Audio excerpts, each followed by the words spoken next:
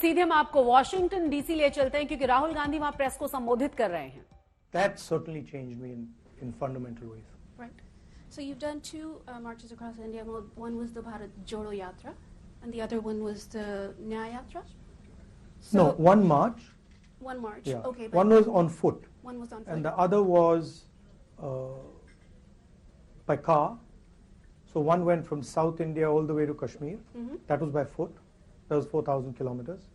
And the other one was from Manipur, which, as you know, is burning, to Maharashtra. Right. You've already sort of answered this, but I still want to ask, what inspired you to take these journeys? Well, I mean, at one level, we were forced politically to take, because all the instruments that normally work in a democracy, they just were not working. And, you know, the media was not working, the courts were not working, nothing was working. And so we said, okay, let's go direct, and we went, and it worked. It worked beautifully. That was at the political level and at my work level. But as a at the individual, private level, I always wanted to do it. I always wanted, since I was small, since I was young, I always had this idea that I must, at some point in my life, walk across my country and see what it's about. Well, what an experience, and what a marvelous thing to do. So as leader of the opposition in the Lok Sabha, how do you perceive your role evolving compared to your previous responsibilities? And what new challenges or opportunities do you foresee in this position? I mean, it's an extension of what I did earlier. There's an ideological war taking place in India between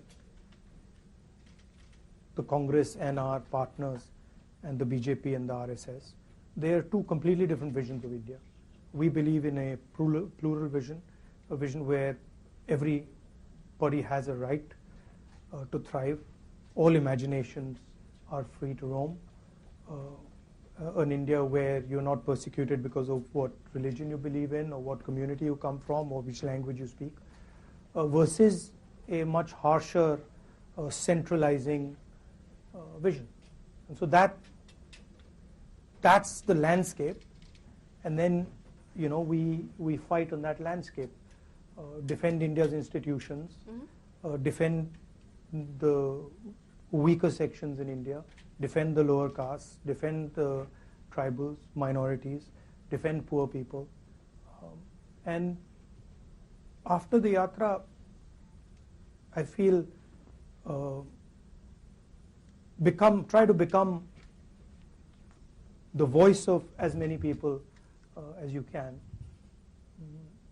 You know, so for that you have to go and understand what's going on. You have to go deep into sort of the agricultural world, the conflicts that are taking place there, into the financial system, into the tax system. Mm-hmm. So you have to, in a sense, go deep into it, talk to people, and then understand deeply what they're saying, and then transmit it.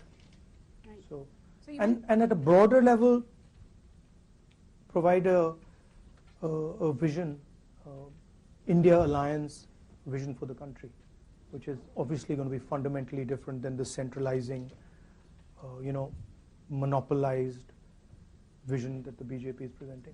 Okay. So you touched upon a couple of points. You just mentioned finance and the tax system. You spoke this morning that 17 secretaries take all financial decisions to run the country. No, 70. 70, okay. I'm sorry, 70. Apparently, only 3 of them are Dalits, and only 1 is a member of the minority.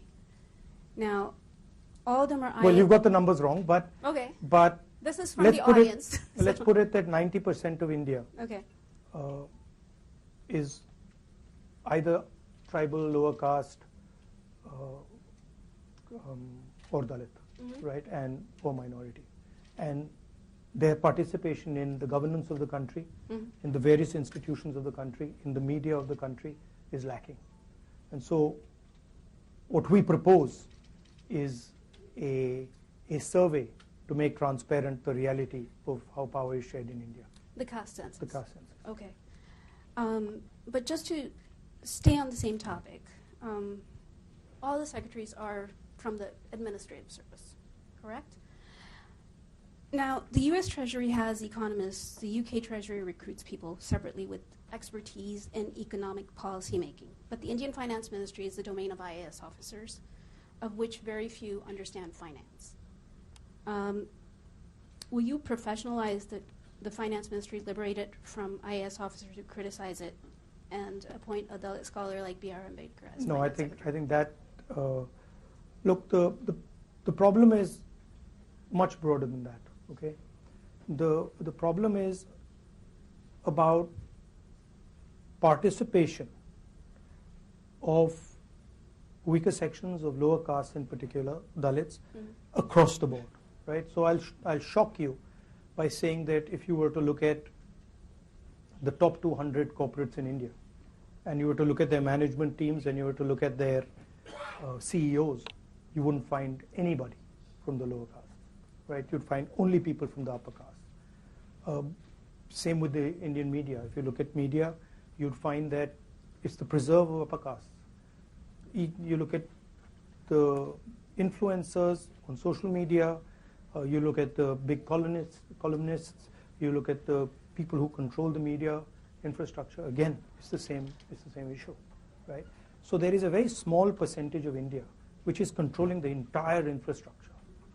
What you're proposing doesn't actually solve that problem. No, not proposing, I'm just asking. Yeah, what you're asking doesn't actually solve that problem.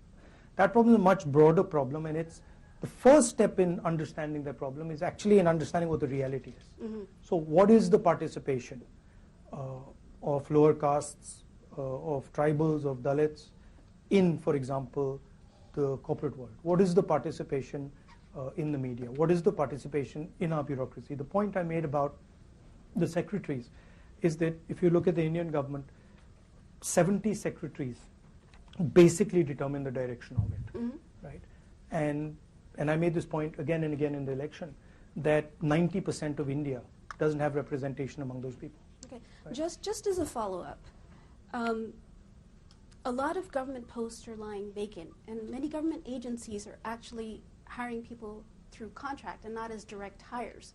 Exactly. So then how can you ensure Well, we propose to change that. you propose to change So in that? our manifesto, we're very clear that this idea of contractual labor, we don't accept it. We're going to change it.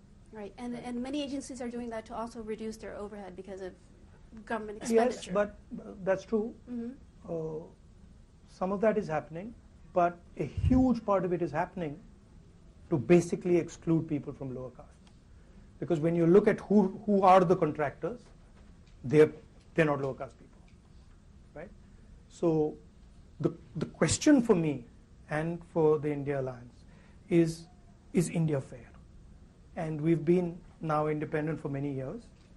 How far have we got? We have a constitution that says India needs to be a fair country. One man, one vote, equal participation for all castes. As an idea, caste is outlawed, and then when you look at the structure, the idea is very much there. So the first thing we want to understand is what is the extent to this? And that's literally getting data. It's the 21st century. Everybody talks about data. We want data on fairness in India. All right. And once we get data on fairness in India, then we can make policy proposals to correct it.